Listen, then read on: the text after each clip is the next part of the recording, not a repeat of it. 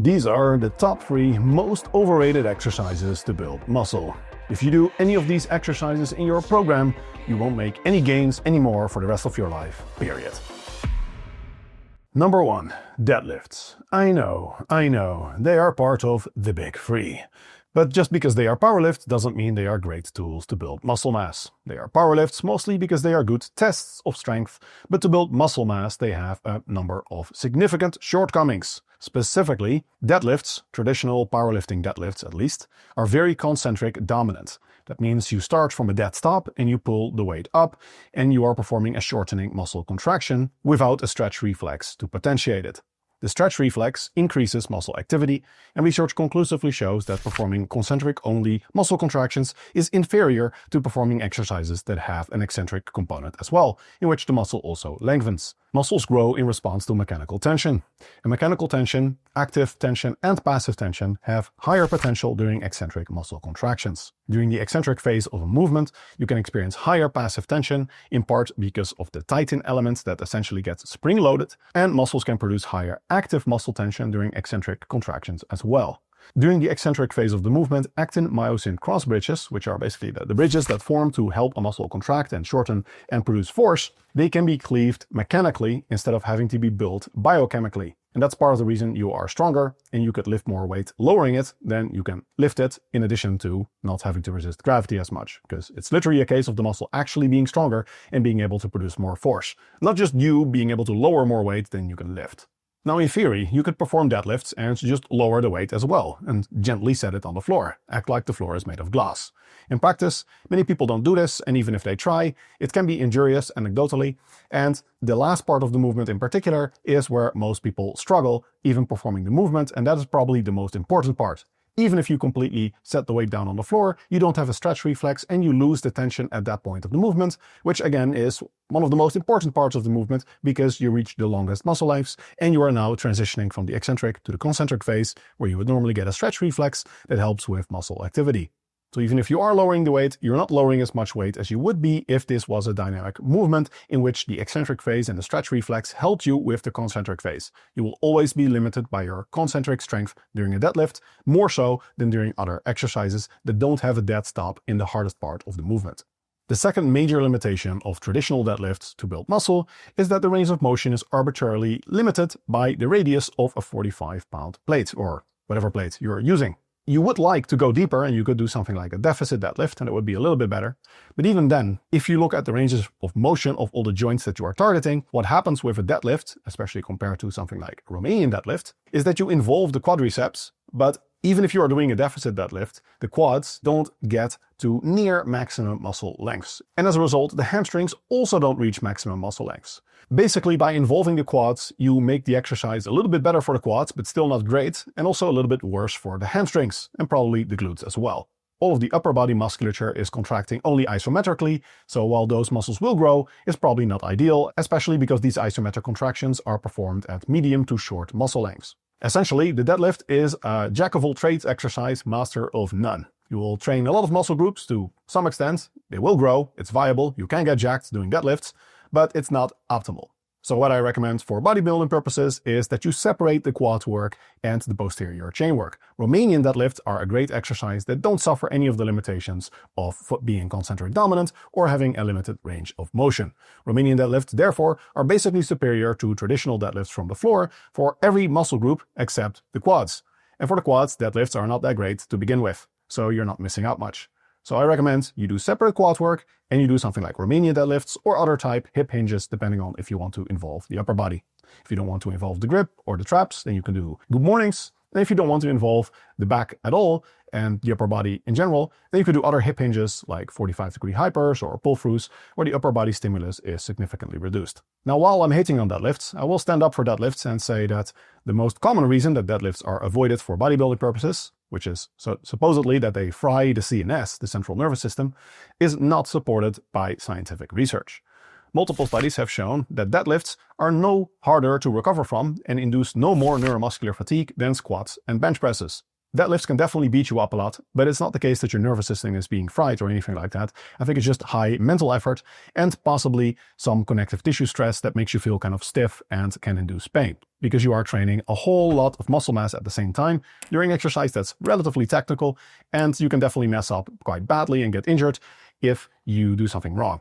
So the mental stress, the anxiety, and the focus required, in addition to the cardiovascular and cardiorespiratory stress, is relatively high compared to other exercises. But physically, for your muscles, deadlifts are not uniquely hard to recover from. In that sense, though, you could make the argument that deadlifts have a poor stimulus to fatigue ratio because the muscular strain is evidently no better than for other exercises, but the strain on connective tissues potentially, or at least mentally, is greater compared to a lot of other exercises. By the way, check this out.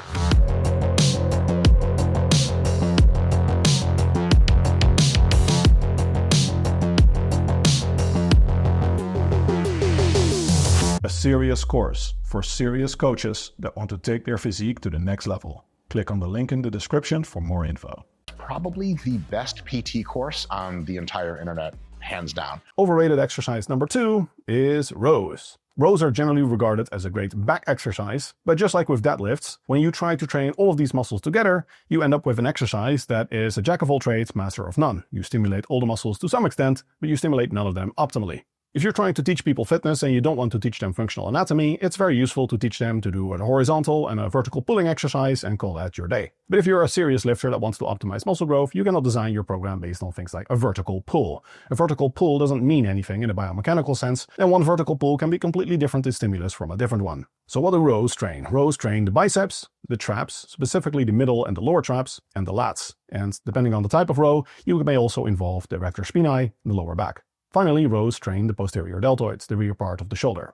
The problem is that none of these muscle groups experience high muscle tension at long muscle lengths during the execution of most rows, like dumbbell rows, barbell rows, or standard cable rows. The resistance curve during a row is essentially the opposite of our strength curve, which is why you feel the exercise in the shortened position. When you are pulling the weight and the weight is very close to you, at some point you can no longer complete a full repetition, you can no longer touch the weight to your chest, for example, but you could do still many repetitions with the weight almost touching your chest. And that is usually an indication that there is a mismatch between the strength curve of you and the resistance curve of the exercise. In fact, in the most lengthened position where your arms are outstretched in front of you, or your single arm if you're using a dumbbell row, in that position, only the traps are actually experiencing high muscle tension. And the traps are probably not trained maximally at that point either, because you are not using as much weight as you could during a shrug, because the shortened position is what's limiting the movement. Because the lats can not hyperextend the shoulder. So the lats are a primary mover up until the point that your elbow gets in line with your body. When you keep pulling and the elbow gets behind the body, at that point the lats lose leverage, which is also why technically in the bottom position of a bench press, the lats slightly aid actually in helping you press the weight up. The lats, just like any muscle group, bring the origin and the insertion closer together. When your elbow is behind your body, that means that first little bit of the movement, the lats actually help you pull the elbow back in line with the body. After that point, the lats are again what you could consider a pulling muscle group. Because of this, you face a dramatic decrease in your strength as your elbow gets close to your body and you want to pull the elbow behind the body. After that point, it's mostly the rear delts and the traps that are performing the movement.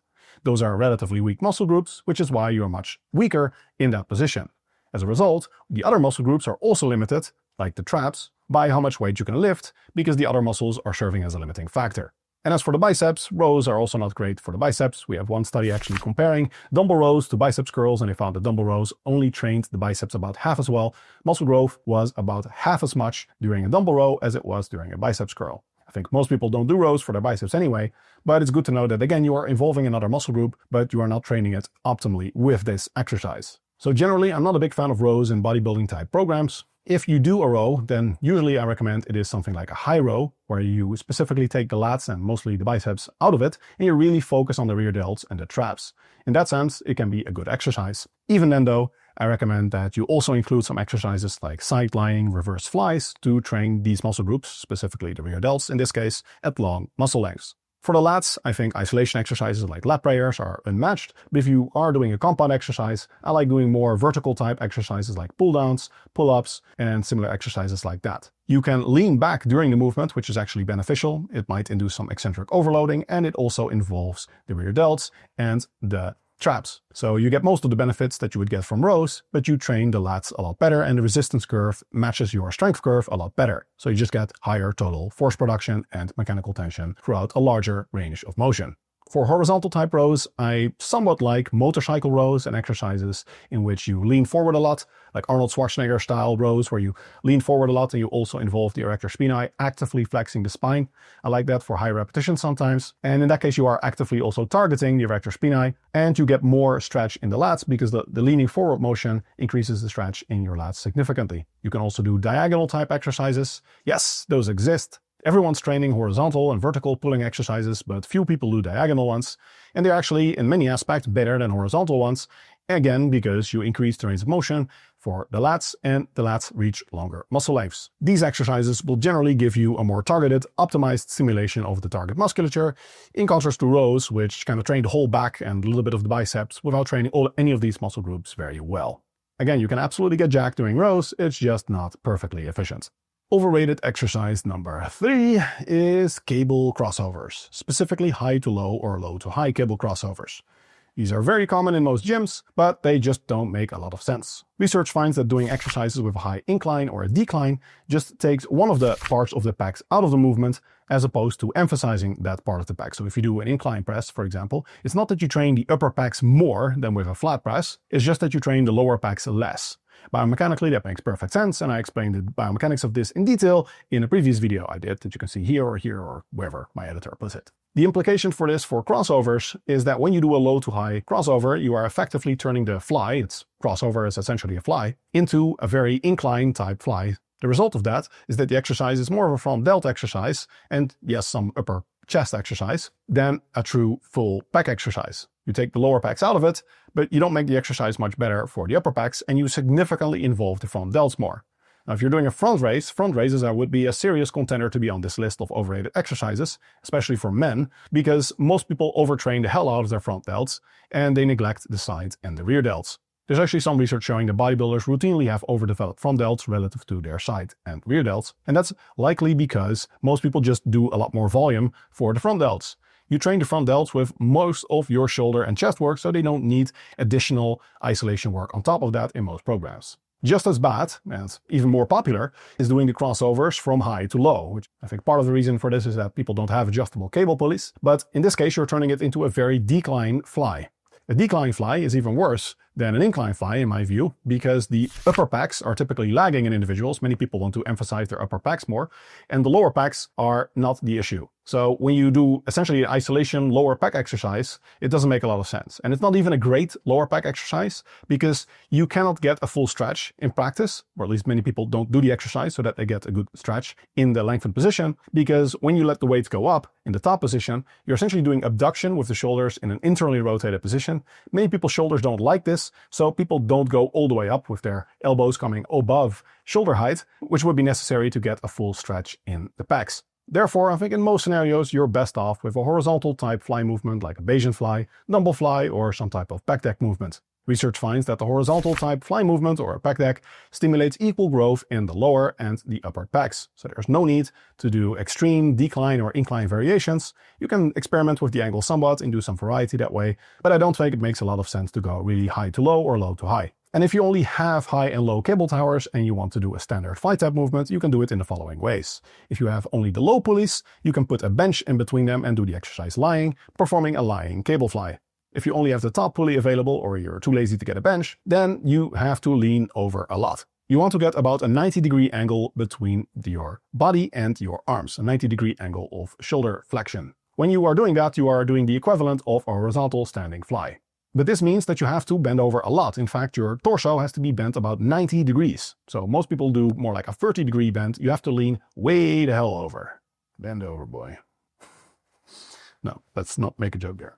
So there you have it, 3 very popular exercises that I think have almost universally superior alternatives available to people that want to maximize muscle growth in the most efficient manner. If you like this type of evidence-based content, I'd be honored if you like and subscribe. And if you want to learn everything there is to know about building muscle, then check out my online PT certification.